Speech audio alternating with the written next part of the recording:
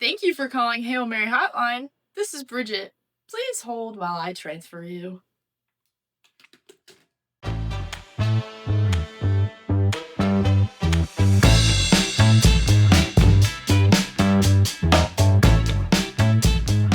Welcome back to Hail Mary Hotline. I'm your host, Taylor. I'm your host, Sarah. What a weekend of college football. I think everybody was really excited for just the slate of games that was happening for week one, but I was not expecting it to be as an eventful of a weekend as it was. I mean, even just to have 5 straight days of college football is Heaven. a gift in and of itself. Yes. But to see some of the upsets of this weekend, and I think overall just the way that teams played, I think everybody was impressed. Whether your team won or lost, I feel like we saw really good football across the board. I can name one team that was not impressed, but we'll get there. We'll get there. But I think we just kind of start right off the bat, some Saturday snapshots. Let's start off with probably the biggest game of the weekend, Texas and Ohio State. I mean, I definitely thought it was going to be a low-scoring affair. I didn't think it was going to be like a 14-7 low-scoring affair, though. I think that, last week when we were kind of talking through everything, we tried to predict that it was going to be, a 1 touchdown, maybe a field goal, kind of close call. But I don't think that we expected the game to be played the way that it was. Absolutely. To bring that score up. Yeah. I mean, I thought Ohio State was going to win and that it would be close, but I mean, their defense is the real deal. Mm-hmm. I mean, Ohio State's always been such a defensive powerhouse, and we'll talk about Arch Manning, don't worry. But just holding him to, only 176 yards, and I don't even think he got past 40 until the fourth quarter. That's a really good defensive performance. I was listening to the radio my entire way back to school, as one does after this kind of weekend. And it was 45% of their yards came in the fourth quarter. They were a last-ditch effort game. The 40-yard pass from Julian Sayin to Carnell Tate, that was more yards than Arch Manning had through the game at the point that pass was thrown. Arch Manning had 38. I think we'll see a lot of our usual high-scoring players were held to really short yard numbers like Manning was this weekend. I don't think he was ready for quite how big the stage was coming into this weekend. And I will say, I'm going to baseball nerd for just a minute here, but MLB has something called park factors, right? And that's essentially, they take the entire environment of what they call the run scoring environment, and they try to neutralize it so that players who their home field is somewhere like where the Rockies play, and it's more of a hitter's park, they try to normalize it and say if they were at a completely neutral stadium, what would their performance be? I think to some extent you have to kind of do that for Arch Manning because going to the shoe for your first real start in college football for a top 3 matchup, one of the biggest games possibly of the year just because of what it was, you've got to give him a little bit of grace, I think, just because of the stage that he was playing on and the environment with it being Corso's last game day and picking Ohio State and everything. I think there's a lot of externalities that go into that performance, but still, I expected more. I don't think there was an open seat in that stadium, and I don't think you can even talk about this game without acknowledging the kind of atmosphere that Ohio State was going to bring, especially being in the shoe. And like you said, Lee Corso's last game, concluding almost 40 years on college game day, and what kind of environment that was. What I wouldn't pay to, maybe if I was more of a fan of either team, but to be there. Just for the game day experience. Just for the game day experience. I mean, it might cost me an arm, leg, and a kidney to pay for a ticket up there. It might. But still, I don't think there's some of these games you can't talk about. I mean, I was even looking a little bit ahead, hearing some commentary on Notre Dame and Miami, and you can't talk about that game without acknowledging the kind of atmosphere that Miami created, even being in the pouring rain and having so many sideline stars show up. It adds a lot more than I think some people are willing to give it credit for. Yeah. But that being said, Arch Manning was 17 for 30, 56.7% completion rate, 176 yards, and 1 interception. I mean, for pretty much the first 3 quarters of the game, he was a more productive running back than a quarterback. He was. And again, that's not his job. No. I think that he looked really shaky in the pocket. I agree. I think that there were some decisions that they couldn't make just because of the way that he was performing. Mechanically, he looked really sloppy. He didn't look like he was ready to be there. His footwork was questionable. I think that he was staying in a little too long and honestly running into some of his sacks. I think that Sark had to play really conservatively today, and I think a lot more than he wanted to, especially with this being Arch Manning's football debut. Yeah, and I will give him a little bit of credit. When he got in a situation where it probably was the right decision to run, he did really good at actually taking that opportunity and getting the run and getting the yards out of it. But the man can't throw a screen pass. No, I think I could have thrown some of those screen passes. D-Link put us back in. I think our flag football basics every day from junior to senior year of high school could have helped. But it's not that difficult. He can't throw a screen pass. No, and he looked really hesitant. He looked He did. really shaken up. I mean, not to say in any way, shape, or form that I could have done a better job than Arch Manning in this situation. But, like... Don't get it twisted. We're not going to be that arrogant. But at the same time, you know what I mean? Yeah, I do. I've seen a lot of people online saying that this might be the first time in history that a team has gotten a number 1 preseason ranking because of the last name on the quarterback's jersey. I think that is absolutely true in this scenario, but I also think we need to give him a couple more games in maybe not so intense of an environment. Like, give him a home game or 2, and then maybe we can really evaluate his performance. Mm-hmm. I think getting some breathers after this week will bring a sense of calmness and a little more control of the team and the situation back to Arch Manning and the offense, and I think that will do them a lot of good. I think so, too. Texas is the 3rd AP poll number 1 team to be shut out in the first half ever. So, yeah. Horns down. Horns down. Clearly. We say shaky and questionable after the performance on Saturday. Yes. Yeah. I will say, though, like, on paper, Texas had a better offensive game. Like, they had 336 yards instead of Ohio State's 203. Let me pull up my box score real quick. But Texas did also have a turnover, Manning threw an interception, and they also had 6 penalties for 50 yards as opposed to Ohio State's 2 penalties for 15. Makes a big difference. I think Ohio State just played a cleaner game. They did. Absolutely. I think they just looked more prepared. I think they were. I think that's a really safe assumption. Mm-hmm. I feel like I guess I'm making this comparison a lot today, but I think even for Notre Dame and Miami just looked more prepared. Yeah. LSU looked more prepared than Clemson, and I think in week 1 that makes a whole world of a difference. Absolutely. There's no film to go off of. You're not in practice watching the film for all of these, from the week before. You don't know how new everybody is or how well everybody's doing, and a lot of these teams have new leaders. Oh, yeah. So I think that a lot of it came down to at least outside looking into how prepared were you for the team that you're playing. FSU, I'll say, was way over prepared and the shining star of this weekend, but for Texas and Ohio State just looked cleaner. They looked better prepared. Texas looked a lot shakier. Their defense still held their own pretty well. They still held Ohio State to only 14 points. 14. That could have been a much different game. This could have easily been, I think, like a 45-7 game if their defense hadn't showed up the way they did. Absolutely. So not to give them a little bit of credit where credit is due, but I think that they were just underprepared for this game. I think so, too. And I think it really showed. I think so. Yeah. So, my personal favorite game of the weekend, Alabama, Florida State. It was beautiful. That's our shining star this weekend. Hail Mary Hotline Gold Star of the weekend goes to Florida State. It was to FSU.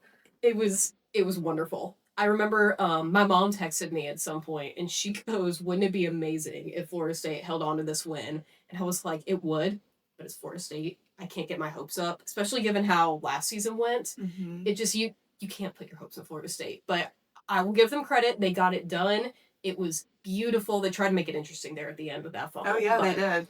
That's okay. They pulled through, but Thomas Castellanos, 9 for 14, 64.3%, 152 yards. He averaged 10.9 yards per attempt. That's pretty good. Doubling Ty Simpson's. Yeah. By the way. Yeah. And he also had 16 carries for 78 yards and 1 touchdown. I mean, what a game from that guy. Beautiful numbers. Absolutely. For a number 1 week game, especially against who was supposed to be Alabama, who usually strikes fear into a team when they step off the bus, is now going to strike the exact opposite when they step off the bus. Do you think DeBoer's on the hot seat? Absolutely. He's got to be. we can't use the excuse it's DeBoer's first season. He's changing. They're still getting used to him. We're 15 games in. That is your personality. That is your coaching style, all shining through what you can put out. They're undisciplined.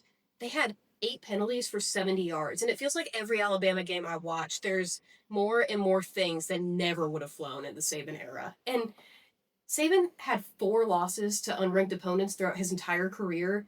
DeBoer is 14 games in, and he already has 4. Mm-hmm. And one of them might be like one of the worst losses in history of football ever, which is Vanderbilt. Any excuse to bring that up. But it's, at some point, you've got to look at not just your players, but the coach and the culture that you create around your team. It's the discipline, it's the execution. They are not up to the caliber and the standard that Alabama usually is, and that we can keep trying to hold them to. Yeah. And like I said, we can't keep using, this is his first season. I know we've given him a lot of crap, but he'll do better. It was a building year. I don't see us going in that direction. No, I don't think you can anymore. No. And I saw someone today saying that, I think it might have been Cam Newton actually. He said that SEC teams have got to stop hiring coaches that do not understand the SEC. And I will say, when Saban announced his retirement and rocked the football world, I was incredibly surprised when I heard that DeBoer's name was at the top of the list to replace him. And I was even more surprised when they actually went with him, because Washington, where he came from historically, is not a football program. Mm-mm. He had a great year with a lot of really talented players. And other than that, I don't think he's done a whole lot. And so for them to go after somebody who really, I think his entire career was built on his one exception of a year, I really don't think it's paying off. I don't think Washington's program is enough to replace what Nick Saban did. No. And it's, you can't just look at the coach, and you have to look at the program and what he did while he was there, how successful he was while he was there, not just an anomaly of a win like Ohio State's national championship this past season, but just, you know what I mean? It's, DeBoer, I don't think, was qualified enough considering where he came from. Absolutely. And I think that he's proven that he can't handle Alabama and that he's kind of torn them apart. I mean, we all saw the way that Alabamans as a team reacted to him being hired. How many entered the transfer portal? How many were quick to up and leave? And I think that those that stayed are honestly suffering. I mean, they looked slow. They did. Slow. Florida sloppy. State, it wasn't even as close as the score. I mean, Florida State was the better team throughout the whole game. And also, typical Alabama, they missed a field goal. Doesn't help. Mm-hmm. But, it's just Florida State, it felt like a beatdown. The score may not reflect it, but just watching the game, it felt like a beatdown. They outplayed Alabama. Yes. They out-teamed Alabama. They were slow. Oh my gosh, Alabama's linebackers. I cannot give you enough crap about it. So there was no twitch. There was no click instinct like you expect from your linebackers, especially from what's supposed to be a top team. And in the SEC, like Alabama, that looked like FSU. Did you see the video? I don't remember which player it was, but it was somebody from Alabama, but he kind of just sat there and pointed instead of actually chasing the guy down. Your players look lost. Your players look lost. They do. Oh my gosh, there was one line. Oh my gosh, it was a left tackle. His name is escaping me, but he's 6'6", 350 pounds, which I think is a little big for a left tackle, but just letting it slip, being slow. Your left tackle, your job is to block and screen. You have to watch the 2 or 3 guys that are in front of you. If you're doing a 5-man screen or if you're watching those, you have to be flexible. You do. You have to be able to jump with the play. You have to know where you are. For the running back and tight end behind you to know what they're supposed to do. You have to. Watching their linebackers and I'm so sorry, that one left tackle, it's the little things that It is. If they were doing their job, if they were executing the way that they were supposed to, if they had whatever it is. Just that one little thing would have made such a difference in the game. And it makes all the difference in some of your plays. Mm-hmm. Because you could drop the entire side of a play and it could be that left tackle or that right guard. It could be any one man. And I think for a couple of plays, it was that one man. Their linebackers. Oh my gosh. Slow as molasses. I know. I could have run faster than any of you. I know. I mean, running on their heels, they look lost. They're dropping when they don't need to. They're not attacking the way that you expect them to. They weren't aggressive at all. And that's something that you come to expect from a Bama team. They looked how FSU... It looked like Freaky Friday. They looked how FSU should have pulled up to that game. Yes. I feel like that's just the best comparison that I can make. I think it is. That's a pretty good way of putting it, actually. But, yeah. So, Bama losing that game, though, first season opener loss in 23 years. The only team in the nation with a longer streak than that is Ohio State. And that was also, I don't know if this is true. I should have fact-checked this before we recorded, but I saw somewhere that was their first loss ever in the month of August. I'd believe you. I would also believe it. I feel like the culture that Nick Saban created, that's not something that he would have accepted. No. But even if it's a little larger than that, first, second, third, anything close to like 10 is going to be an astronomical shock. Yes. So I mean, Alabama is going to absolutely be killed in tomorrow's AP poll. And I think that's what everybody is holding their breaths for, is how low does Alabama drop and where does FSU get ranked? I would love to see FSU get ranked, but I think they need one or two more key victories before they can really clear the threshold of the AP poll. But I do think that college football is better when Florida State is relevant. I really hope that they make their way back into the conversation. They're just fun. Like, I don't really have any other word for them. They're just fun when they're a good team. They bring a lot to the ACC when they can bring a lot to the ACC. Because the ACC doesn't have much. It was the Conference of Clemson until recently, and, Clemson got beat. But it's just, I don't know. The ACC does not get me excited the way that the SEC, or, even though I can't believe the words are leaving my mouth, the Big Ten does. It's just not one of the conferences that I, find myself excited to watch. So I don't think there's obviously more things that we could say about Alabama FSU, but I think everything that is needed to be said has been said. Yeah. So moving on to one of our more exciting Friday games, Georgia Tech and Colorado. I actually really enjoyed this game. I didn't really think impressed. I was too. Not with Colorado, but with Georgia Tech.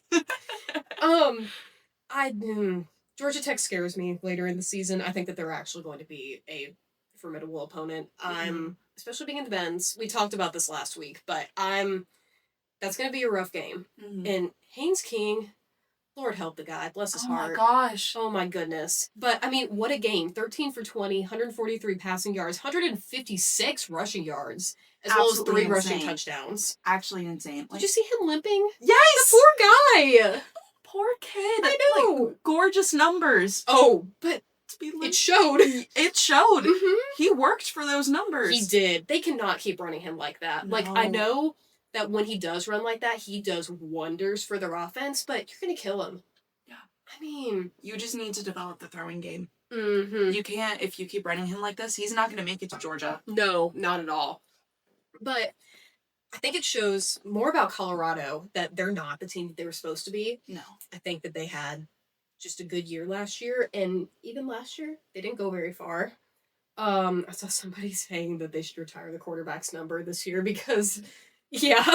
Well, they had so much controversy leaving their season last year.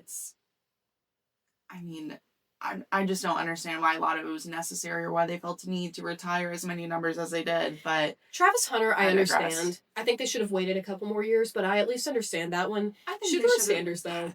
Sanders, get him off that wall. Oh my goodness. Travis Hunter, I feel like they should have waited a season or two into his NFL career before retiring his number, but they definitely see that he was on his way. Yeah.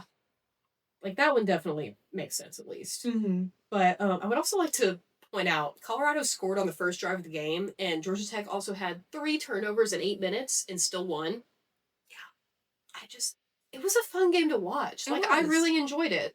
Which is not something I usually say about Georgia Tech football. But, No, but I feel like Georgia Tech doing better and playing the way that they have been and having key players like Haynes King in their roster is going to do wonders for the SEC. I mean, I think that when they play better, we all do better.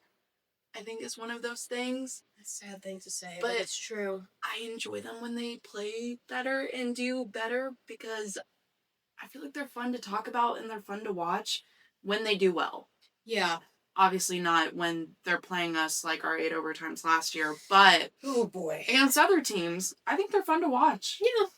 I don't really watch a whole lot of Georgia Tech football, but that's also because they've been so bad for so long. Mm-hmm. But, I mean, Haynes King is obviously a huge deal for them, and they have a lot of pieces. I think if they continue to play this season the way they played against Colorado, they're in for a season that will probably make up for some of the past few, at least. And the thing is, when you have kind of turnaround seasons and turnaround players like Haynes King and what we're thinking is going to be this season for Georgia Tech, their recruiting is also going to flip on a dime. Big time. FSU's recruiting, if Thomas continues to do well and play well and they continue on the route they're on, their recruiting, oh my gosh, it's going to skyrocket. Yes, it is. I think it's going to skyrocket just off that one win, honestly. Oh, definitely. I mean, and thank God for the transfer portal because things could change a lot quicker. You can build a whole new team in what seems like overnight now. Oh, yeah. So moving on, another ACC team, LSU Clemson. Clemson was not as impressive as FSU was. Klubnik did not impress me. No. At all. He didn't. I don't really have many words for this. LSU was definitely the better team. They outplayed Clemson like nobody's business. Yes. I wanted Clemson to earn their number 4 and jump 10 spots in the preseason, and they did anything but. They might have gone back 10 spots. I would see them ranked around like 15 or 16 area. I doubt it. I think they'll only drop to probably 9, 10-ish. Because LSU is still... Were they a top 10 team? Double check me on that. I know they're ranked, but and from what I've been seeing, I didn't watch a ton of this game, but I know that LSU has been said to be one of the teams to beat this year. LSU is ranked number 9 currently. That's what I thought. And with Clemson at number 4, with the way that some of these other teams have played this season, I don't know how many are going to drop off the poll or move up. Boise State will drop off. Boise State will drop off the poll at least. Yeah. I think that Clemson doesn't deserve to be much higher than, I'll give them like the 14 range. I feel like they need to drop significantly. I think they should. How do you feel about the talk for LSU fans wanting them to be ranked number 1 tomorrow? Based on what? Based on this game alone. I wish you all on Spotify that are just tuning in could hear the look on Taylor's face. But it seemed like my entire ride home, there were LSU fans calling in. We want LSU to be ranked number 1. This is our year. We're going to da-da-da-da-da. Okay, listen. I understand that Nussmeier is pretty good and that you have the pieces this year, but A, you will never be 2019 LSU. That team is never coming back. Get over it. Get over it. It was 6 years ago now. The time has passed. If we have to learn to one day get over the 21-22 Georgia football, then you have to learn to get over 2019 LSU. I'm sorry, everybody has to. Your glory days are falling farther behind you. Over. Mm-hmm. Joey B is in the NFL now. He is gone. Mm-hmm. But, I mean, I just can't... Here's my thing, right? I just feel like I don't even know how to argue with the lack of logic. How are you going to tell me that LSU is better than Ohio State right now? Okay, in what world? Because LSU, I will give them this. They were looking to put more depth into their defense over this new season, and they did that very, very well against Clemson, I will say. They played very dynamically. I think they played very well. They played very prepared, and they executed what I feel like was meant to be executed. And they had a couple players who had great games. Aaron Anderson had 6 catches for 99 yards. Nussmeier was 28 for 38 for 230 yards. I mean, they have got the pieces. Mm-hmm. And they also had 25 first downs to Clemson's 13. I mean... Okay, you outplayed Clemson. You outplayed Clemson. Who Big one. Clemson has not been good in a while either. No. I'll say it. They haven't. They just haven't. Since what? Trevor Lawrence? They have not been the Clemson that they used to be. They also need to get over. And it's not Clemson's conference anymore. So... Can we make the argument that it's anybody's conference, though? No.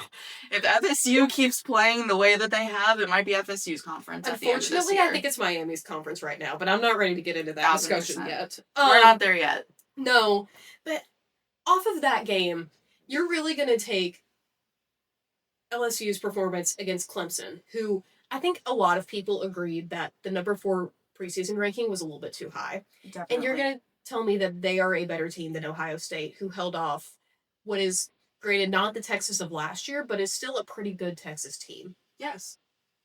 They still, they're not worth that high. LSU is ranked number 9 right now.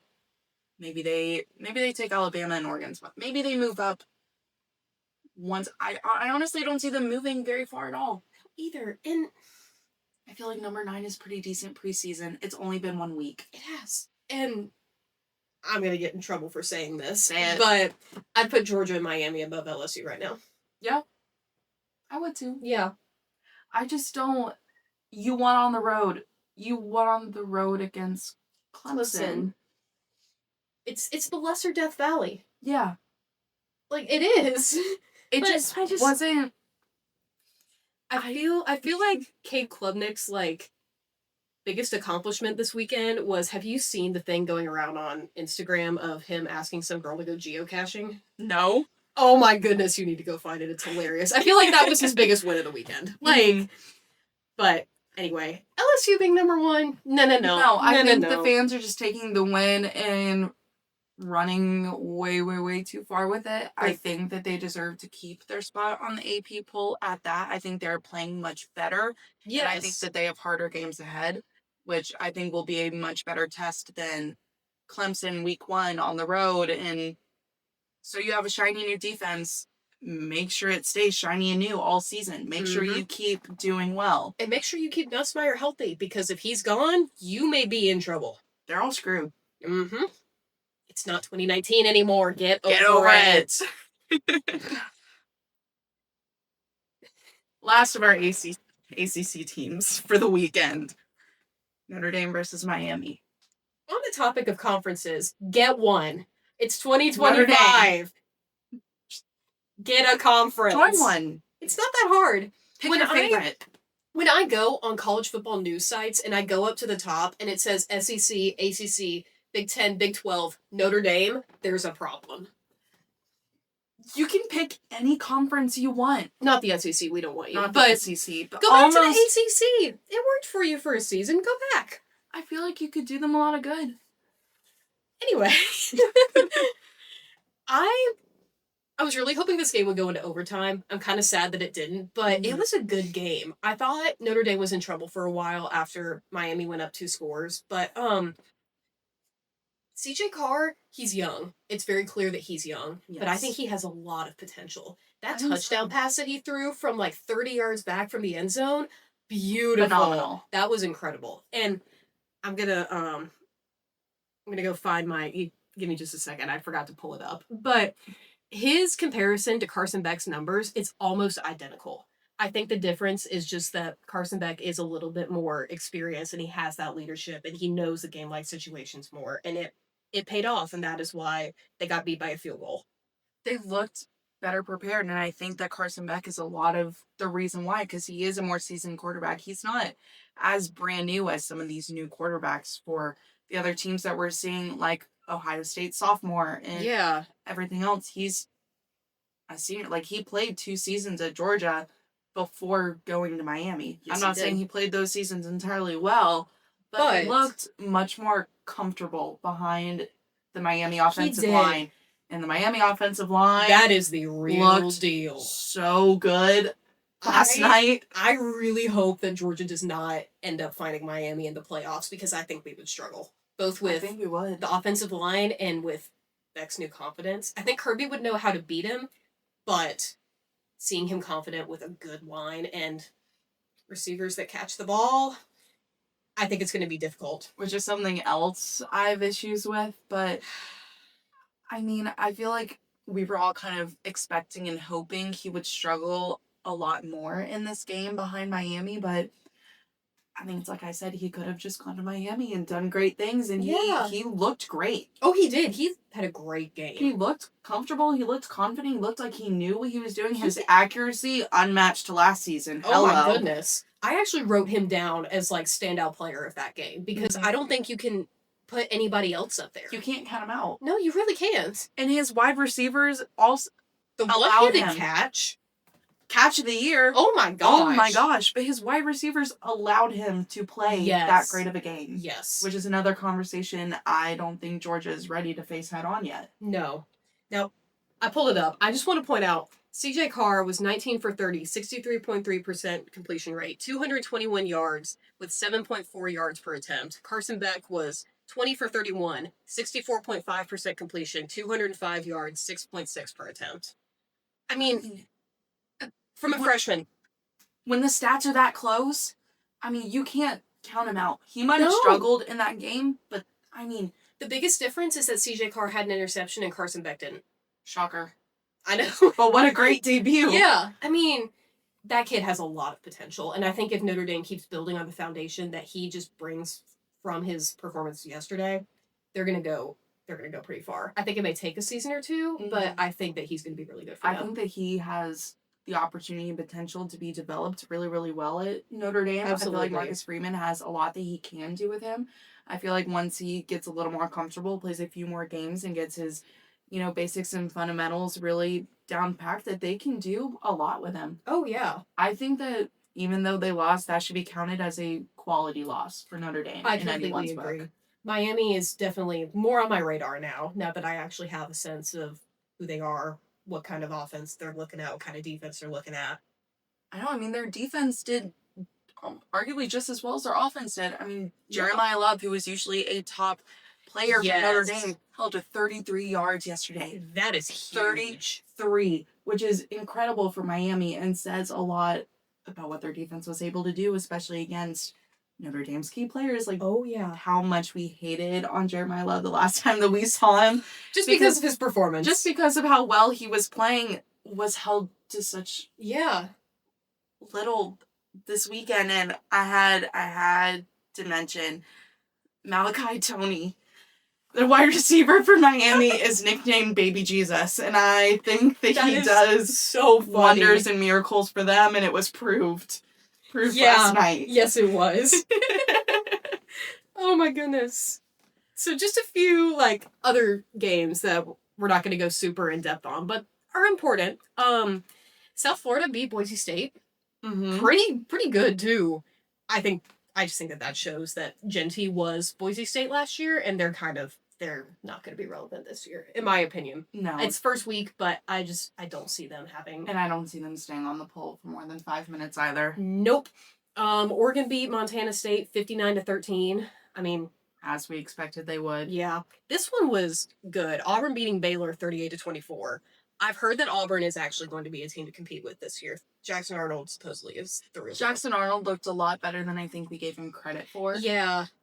He looked a little bit healthier. They looked like they were moving in a way that it looked like there was more effort and more drive, I think, behind some of the plays that they were making in that game. Mm-hmm. And I just, in a different way that it's not desperation, but a little more confidence, and feels like they have a goal and they're actually working towards something, not just desperately trying to hope something happens. Yeah.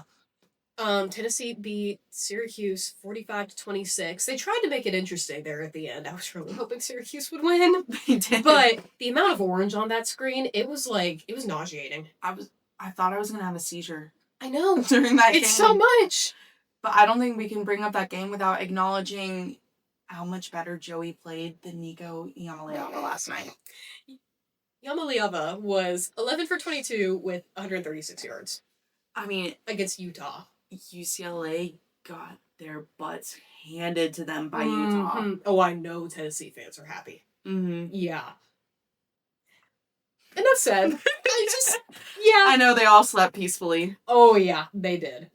Now, this one just made me laugh. Army got beat by FCS team, not even FBS, FCS, Tarleton State, 30-27. Come on, Army. I mean, they had a good season last year. They did. What happened?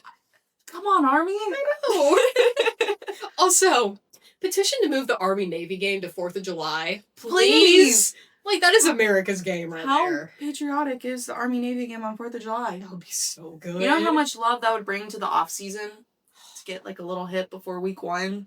I think I would cry. I think I would. Yeah. And, I mean, we can't talk about college football without talking about Lee Corso and his last game day. I mean, not a dry eye No. anywhere. And Ohio State, the band getting on the field and spelling out Corso before the game, that was awesome.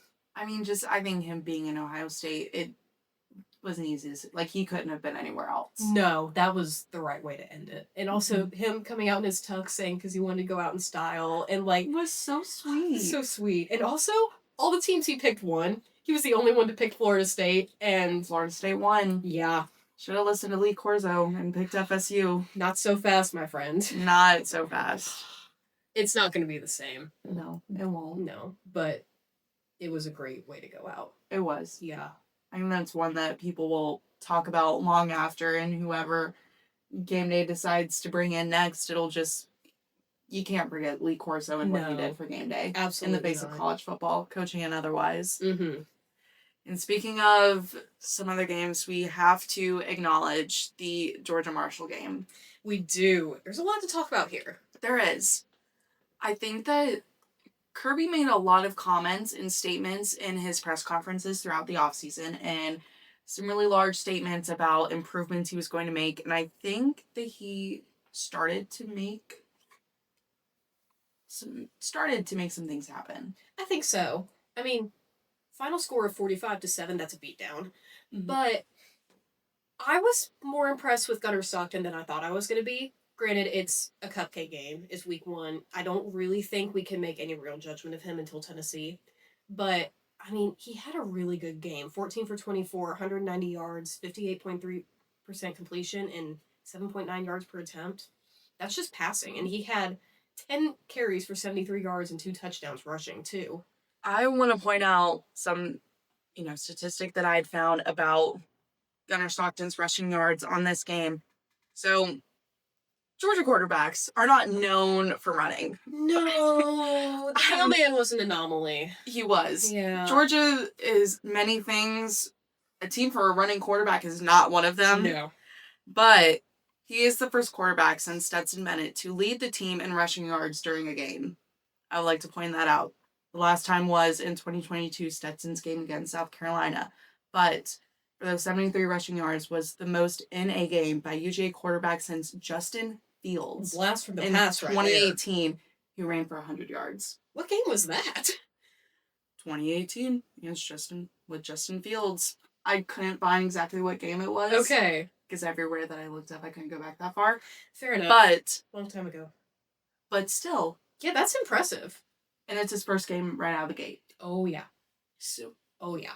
I have not been sold on him for a while now just because I really have no way to know, is he actually going to be the guy or is he kind of going to be okay and not really get the job done? But I'm much more optimistic after watching him this weekend. He may not have quite the same situational awareness that Beck had, but that comes with time. And I think for the most part, he made good decisions. I think he needs to work on seeing the field a little bit more. I think he's really bad about like zooming in on a receiver that he's supposed to throw to, and even if they're covered, he's going to throw it to them. I think he'd do a little bit better with a little bit more time in the pocket because I think our O-line has improved and he has the time now. We'll see how that holds up in a couple weeks, but at least from Saturday's game, I think that if he just took like maybe another second or two to see the field, he would be awesome. I think our O-line is something that needed a drastic improvement over the offseason, and I think that our game against Marshall was a wonderful start. Absolutely. I think that we showed up. Monroe Freeling is somebody that I wrote down. I think he did an incredible job personally in making a few like block changes for plays and really knowing where he was supposed to be, knowing what plays were happening. I feel like he made a big difference. Not that Oscar's on the O-line, but Oscar running into people and not being afraid to get hit. I love Oscar Delp. I feel like last season we were a little skittish and hesitant. It was, who Yeah. am I going to hit next? Now it's, who am I going to hit next? Yes. I feel like Oscar Delp had a great game yesterday. New Dan Jackson. Yes, new Dan Jackson, not being Yes. scared to run into where he was supposed to and not be afraid to be hit, because guess what? It's college football. You're going to get hit. Mm-hmm. I think that Dirty Dan was really good about that. And I think so. would love to see that continue, especially through like players like Oscar Delp and maybe Cash Jones, who have been around and kind of know how things work and a little bit of the leadership. I think it would go a long way. But I want to point out Zachariah Branch. Oh my gosh. Oh my goodness. If anybody earned their spot on this team, it was Zachariah Branch. Stunner. 3 catches for 95 yards. What a game. I like him. Marshall or not, I like him a lot. He is going to be a star. And his brother Zion Branch had 7 tackles. Mm. I mean, transfer portal winners right there. Seriously. They showed up and showed out and proved why they were so sought after in the portal. Mm-hmm. USC lost. Oh my Oh gosh. my Lost goodness. Generational loss. Seriously. Generational loss. Yes. But I mean, it's exciting to be excited about Georgia again. Yeah. And I mean, we had 488 yards of offense. We also had 7 different running backs get at least 1 carry and 11 different receivers get a catch. That is exciting. My next point, running backs. It's giving them a lot of crap in the offseason too, but I feel like they improved a lot in this game. Frazier had a good day. Frazier had a really good day. Yes. I mean, the way that our running backs were able to create creases on the sideline and create pockets for Gunnar to run through if he needed to, which he made a couple of great plays doing that. Yes. So A+ on our running backs. They're stepping up with the blocking. They for are. Sure. They don't look as intimidated. They don't. And that could also be because our running game was just young last year, but it's definitely showing. I think we're going to be a little bit better off in probably just the judgment. And something that we struggled a lot with last year, I think, was the east to west instead of north to south. Oh, yeah. Major improvement on that. Oh, yeah. Looking, what I would say, arguably way too flat on the line of scrimmage last season. I feel like we've made a few more dynamic changes. Mm-hmm. I would still like to see a little bit more depth coming from, I think, especially the left side of the field when it comes to creating depth and the boxing, creating a pocket for Gunnar. But I think that comes with time and comfortability. Yeah. And I think that we are growing in a very good and exponential direction. I think so.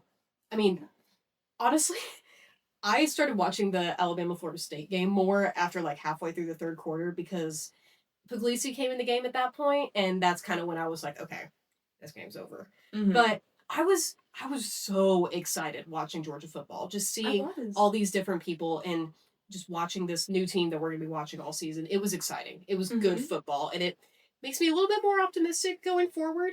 I do not feel good enough to say anything about the Alabama game yet, just because it's Alabama. You can't write anything off. No. It is still week 1. It's way too early. I'm shocked to say this. I do like some of the plays that Bobo called. I think that we made some good decisions against Marshall. I think so too. I feel like offensively we made some great decisions. I feel like the Bobo at center was kind of digging his heels in a little bit and also having some of that tunnel vision that maybe Gunnar did, to where he let, he let a nose defender run right in a little bit, but I feel like we didn't have an excessive amount of, not as many as I thought we were going to have. If we had the O-line that we had last year. That's not to say that we might not still lead the nation in sacks allowed or drop balls or, any other. If we lead the nation in drop balls again, oh my gosh. Not happening. No. Although Arian Smith's gone, so that'll help. So maybe we did do better yesterday. We had a couple of instances where Gunnar overthrew a little bit, and I think that it was just the pressure's getting to him. But again, I feel like that comes with being comfortable and learning and situational awareness that you get just from playing more football. Yeah, and I think that he'll get there with time. I think I'm really excited to see how things change next week. If it's if he learns a little bit from this past week and how he practices and how he takes what he learned from, maybe I am not seeing the field too long, or maybe, wow, that was not correct. Maybe I'm not seeing the field long enough and other things like that, and maybe take that in stride and start working on maybe some other things that will help him excel. From everything that I've heard, he seems like a really multiple player. He seems like he's really accepting to any criticism and wanting to learn and grow and do better. And I think that shows in the way that this team has rallied around him, and for good reason. I think we're seeing an incredible turnover from all of those statements in the offseason and a real reason why, okay, yeah, this team does trust Gunnar Stockton a lot more. And that showed. Big time. They You can see the leadership. Mm-hmm. They backed him up on everything. Oh my goodness. And even when they made mistakes, they went hard. And they were, honestly, yeah, I guess that's a decent way to say it. It's like, if you're gonna make mistakes, at least, like, go hard. Don't just go all in on them. Yeah. Yeah. Like, do your job, and if you mess up, I think a great example of that was KJ Bolden, the block punt. He just went for it. And wow. And if that's not a man doing his dang job, I don't know what is. I mean, it's just, life is good and the SEC is good when you're excited to watch Georgia. Watch football. Yeah.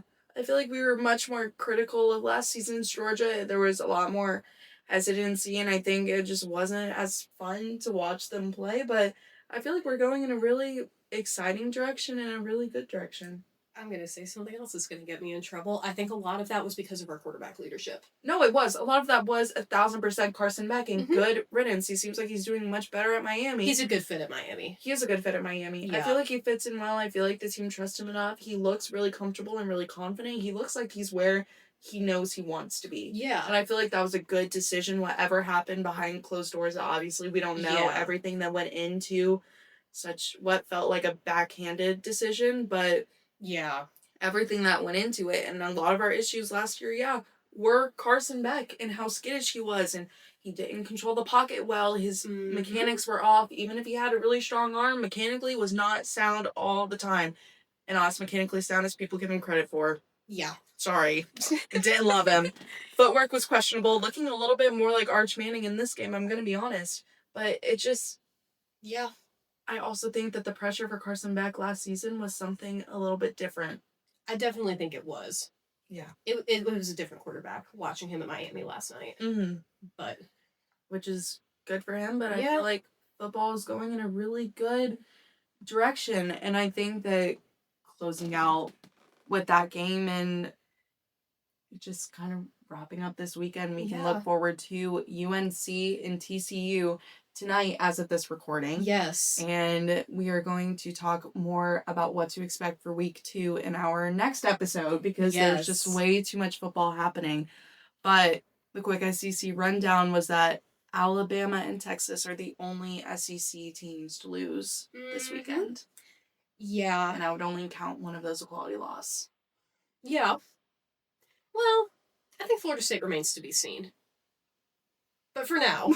But for now. Yeah. I would also like to point out that there were 4 top 10 losses this weekend. It was Texas, Clemson, Alabama, and Notre Dame. The only other top 25 loss was Boise State.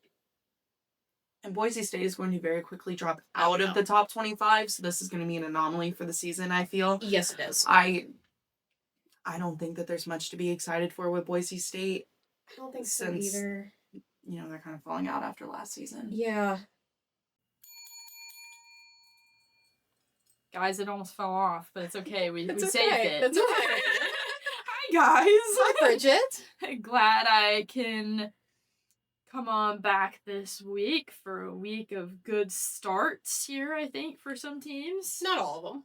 That's okay. Well, does that count, right? We had a great start for FSU. Yeah. I mean, it was such a great weekend for them. It was such a great weekend to be a Georgia fan and to see Alabama stoop so low. It's such a shame, isn't it? Oh, so sad, so sad. Thoughts, prayers, violin. World's tiniest violin. Yes. Poor Alabama. Okay, well, on to my section. I mean, I don't really think there was much super interesting that happened. It's just the beginning, so we're getting started. There's going to be all kinds of new things coming along the way that will eventually be very entertaining, I'm sure. But for now, Georgia Tech player's massive jersey. He who was the punt returner, Eric Rivers, looks like he was going for a dress, maybe.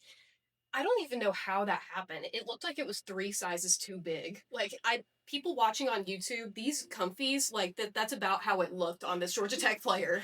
I mean, it looks like a nightshirt. It does. I mean, of course you get fitted for pads and the jerseys are going to be big, but not that big. No. You're not a lineman. You don't need a jersey that big. Exactly. Maybe they're just trying to do a shout out to Moo-Moos. Like, maybe they're trying to bring them back in style. Make football fashionable again. Yes. Please. Shout out to one of our episodes from last season where we talked about fashion of the football players. Yes, we did. Maybe he should be punt returning with sparkle cleats too. Ooh. He should take notes from the NFL draft. Who knows? We might see him in a dress there. Yeah. Ooh. That'd be a new one. Oh my goodness. I would be heavily entertained. That Yes. would definitely make a star appearance on Bridget's Bell. And then on to the next one, slightly different, but the Bowling Green has a locker room cat named Pudge. I love him. Pudge, the locker room cat, is so cute. He's so cute. Did you see them hold him up like Simba? Yeah. Playing the game. Oh, I love him. Oh, wow. Remember who you are, Bowling Green. I think everybody should have a locker room pet. Yeah, I think so too. I agree. Mhm. I think we should have a locker room pet. Not that we play any sports here at Sanford. However, I think this would be good. We could have a locker room lizard or something. I was thinking about a lizard. That'd be so fun. Lizard. Mhm. Lizard. Shout out to our favorite Instagram, Yes. TikTok, whatnot, reel.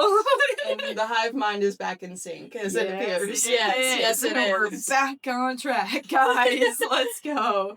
And then finally, back to Florida State. They stormed the field, which rightfully so. Oh, rightfully so. And I saw they got like a $50,000 fine, and they pretty much said worth it. Which, yeah. If I were FSU and I had just beaten Alabama, I would storm the field day in and day out, and I would Mhm. take those fines. Especially after last season. Especially after last Especially season. after last season. I don't know much about football, but I would have stormed that field too. I would have taken that goalpost and I would have thrown it in the river. I They know that wouldn't was let them take Tennessee. the goalpost. They tried. They wouldn't let They tried them. really hard. They Boo. did. I know. So Well, unfortunate. there's still a whole lot of season, a whole lot of football left. Many more opportunities for people to storm the field, steal a goalpost, for Ole Miss to hire more squirrels. Yeah. You never know. Yes. For Tennessee to throw more golf balls and mustard at people, you know. Yep. I mean, Mm-hmm. Let's go. Yeah. That sounds lovely. Like, I think you want to have golf balls and mustard thrown at you? I want to be the one throwing the golf. That sounds lovely. Throw it out. Change that orange to yellow. Yes. Yes. Seriously. Not much better, but still. Nothing is worse than that orange. We love you, our Tennessee fans. Maybe not. I don't know. I don't know if You there's any of can. you listening. I'm unbiased. Not really. Giggle Maggies. You have a lot more care in your heart for Tennessee than Taylor and I do. Yeah. No. We're selective. Definitely. Yes. It's okay. With that being said, thank you for being our selective fans out there. Thank you for tuning in to Hail Mary Hotline for week number 1 officially of Yes. season 2. With that being said again, this is Bridget. This is your host, Taylor. This is your host, Sarah. Go dogs. Go dogs!